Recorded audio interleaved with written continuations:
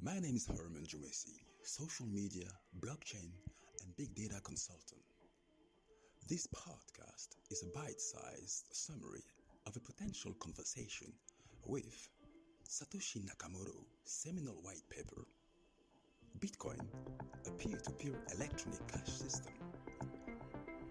The goal of this podcast is to establish the many sources and resources necessary to create, deploy, and optimize blockchain technology ecosystem in order to establish a Bitcoin or blockchain standard for businesses and organizations in the 21st century. Satoshi's Corner, Season 1, Episode 3. Previously on Satoshi's Corner, we looked at trust-based systems and their limited impact on 20th century banking, having been able to bank only 2 billion people out of 9 and missing out on microfinance and decentralized finance or DeFi since 2009. A system that could, however, still survive via its booming fintech sector, though. Let me remind you, 7 transactions per second for the Bitcoin global network versus 40,000 transactions per second for the global Visa network versus 1,000 transactions per second for the mobile money M-Pesa network in Kenya. We also looked at the resilience and higher memory capacity offered by decentralized network of computers versus server-based centralized network architecture. More about that controversial point as we keep exploring the document, or should we say the Satoshi white paper, which should be the blueprint for DLT, distributed ledger technology, or blockchain ecosystem deployment in the 21st century, and the tokenomics or business model attached to it, almost as a collateral. Okay. Transactions. We define an electronic coin as a chain of digital signature. Each owner transfers the coin to the next by digitally signing a hash of the previous transaction and the public key of the next owner, and adding these to the end of the coin. A payee can verify the signature to verify the chain of ownership. So now let's look at the graph. Okay, we're gonna have a blockchain, right? That's the graph. I'm just describing the graph to you. You have a blockchain. You have 3 blocks. Okay, so you have block 1, block 2, and block 3. At the top of block 1, you have public key 1. At the top of block 2, you have public key 2. And of course, at the top of block 3, you have public key 3. Now, let's look at what's happening in block number 1 first. In block number 1, at the top, as I said, you will have public key number 1. Public key number 1 get hashed, okay, with the information from the previous block into owner 0 signature at the bottom of the block. Then, of course, if you look at block number 2, you would have at the top of block number 2, public key number 2, which is being hashed with the information from block number 1 into owner 1 signature, and so on and so forth. Now, what's going on in the private key sector of the chain. Now, on one, at the bottom of block number 1 is the private key for owner 1, which in a sense sign owner 1 signature on the block number 2. Stay with us. I can see some of you already scratching your heads, but stay with us, okay? And it's not over yet. Block number 1, of course, with owner 1 public key, can also now verify owner 1 signature, which has been hashed from owner 2 signature and block number 1. Okay, so that's the state of the affair.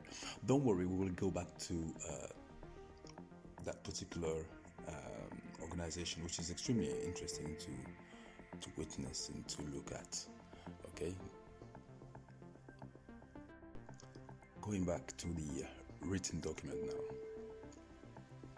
The problem, of course, is the PE can't verify that one of the owners did not double spend the coin. A common solution is to introduce a trusted central authority, or MINT, that checks every transaction for double spending. After each transaction, the coin must be returned to the MINT to issue a new coin, and only coin issued directly from the MINT are trusted not to be double spent. The problem with this solution is that the fate of the entire money system depends on the company running the MINT, with every transaction having to go through them just like a bank. Just like a bank. We need a way for the payee to know that the previous owner did not sign any earlier transaction. This is how we built a business model. In the MINT-based model, the MINT was aware of all transactions and decided which arrived first.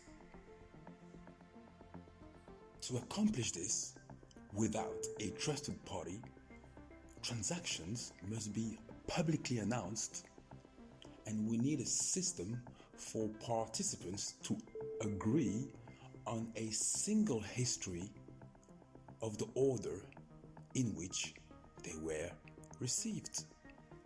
The payee needs proof that at the time of each transaction, the majority of nodes agreed it was the first received. Yeah, I got a great page from statista.com about M-Pesa transaction volume in Kenya, right? So we get to roughly from 2017 up until 2020. Sorry, we stopped reading the document. Okay, I'm going into the explanation now, the explanation part of the Satoshi Corner. So we're going into the details. So from 2017, we were around 6.4 billion transaction. Right.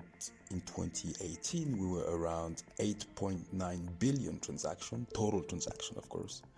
And then in 2020, of course, we got to 12.2 billion transaction. Right. A quick research on Google as well will give you a sort of an idea of how quickly M-Pesa got from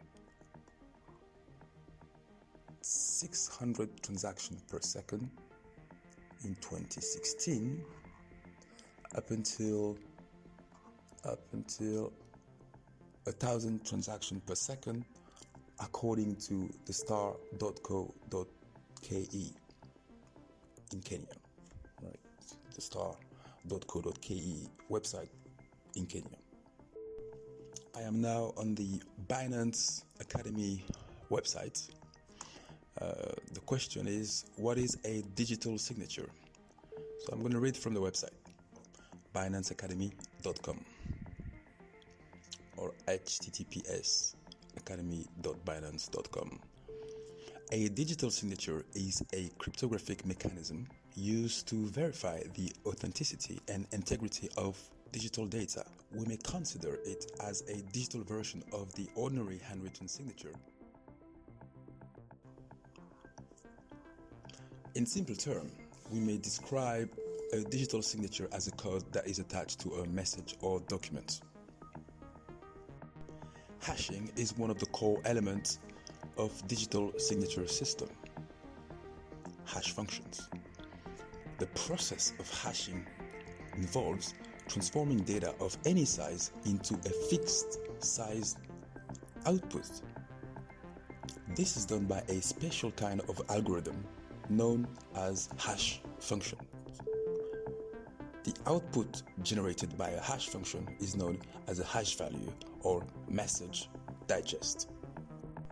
When combined with cryptography, the so-called cryptographic hash function can be used to generate a hash value or digest that acts as a unique digital fingerprint. This means that any change in the input data, message if you want, would result in a completely different output or hash value. And that's the reason cryptographic hash functions are widely used for verifying the authenticity of digital data. Public key cryptography or PKC. Public key cryptography or PKC refers to a cryptographic system that makes use of a pair of keys, one public key and one private key. The two keys are, however, mathematically related and can be used for both data encryption and digital signature. According to Binance, of course, why are digital signature important? Digital signature are often used to achieve three results: data integrity, authentication, and non-repudiation. Data integrity. Bob can verify that Alice's message wasn't changed along its way. Any modification in the message would produce a completely different signature. Authenticity. As long as Aminata private key is kept in secret, Mamadou cannot use her public key to confirm that the digital signatures were created by Aminata and no one else. Non-repudiation. Once the signature has been generated, Aminata won't be able to deny having signed it in the future, unless her private key gets somehow compromised. The use cases, of course, are plentiful. In information technology or IT, you want to use private key and digital signature to enhance the security of internet communication system. In finance, of course, that's obvious that you would use it for auditing, loan agreements, and all sort of contract situation. In legal, of course, business contract, legal agreements, and even governmental, of course, yeah. And in healthcare, prescription, of course, blockchain, the potential is endless. What are the limitations of private keys? Well, algorithm, of course, because the quality of the algorithm used in a digital scheme is important. These include the choice of reliable hash functions and cryptographic systems. Implementation, of course. The implementation has to be good. Otherwise, the digital signature system will likely present flaws. Private key can be lost as well. Any Bitcoin owner will tell you that, and you could lose money then as a result of that. The notion, of course, of private and public key also bring into mind, if you want, or into the game, the notion of a custodial or non-custodial wallet, right? Basically, there are two types of wallet, custodial and non-custodial. In a nutshell, custodial wallets store your private key on a server, okay? While non-custodial wallets let you remain in full control over your funds. I think it's actually a real bad choice of name when you're using custodial and non-custodial. I think they should have been a name than that. Why have a negative prefix before custodial? It should be free wallet or something, something simple as that. It's a free wallet. It means that you're the master of your own wallet, so it's called an own wallet, right? But that's something geeks need to work on their words. Sometimes it's on their wording. It's just not the right thing to do there. All right, sorry for that. That's a personal comment. Right, one last foray into the words that we've used today. That's coming from Investopedia, of course, and it's about double spending. So www.investopedia.com. Okay, just Google it. And just ask Alexa or Siri. They'll do it for you. All right. Okay, here we go. What is double spending according to Jake Frankenfield? That was written in June of this year, actually. Double spending is the risk that a digital currency can be spent twice.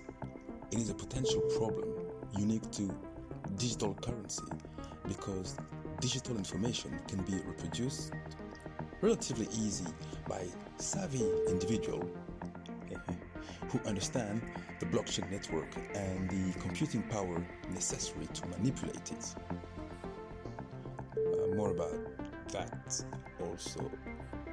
Satoshi Corner. Physical currencies do not have this issue because they cannot be easily replicated. Really? And the parties involved in the transaction can immediately verify the authenticity and past ownership of the physical currency. Well. On paper. Let's put it that way. It's really on paper. That is, of course, excluding matters involving cash transaction. Yes, that's what I thought as well. Okay, that was Investopedia. I invite you to have a look at it and read the end of the document. We're really done for today, okay? So next week, we will have a look at timestamp server. And beyond that, the potential fascinating concept of recorded history written not only by the winners, but by all parties involved, and that's a clear departure from 20th century paper-based and analog recording. Wow. Hashtag stay resilient. Don't forget to subscribe, like, and comment.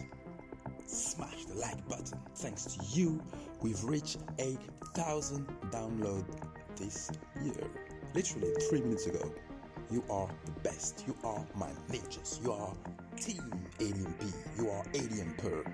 Please find us on Twitter at Team ADMP, or you can find us on Facebook under the hashtag ADM. My name was Hermann Djoumessi, your host and CEO of ADMP Virtual Incubator. Matrix out.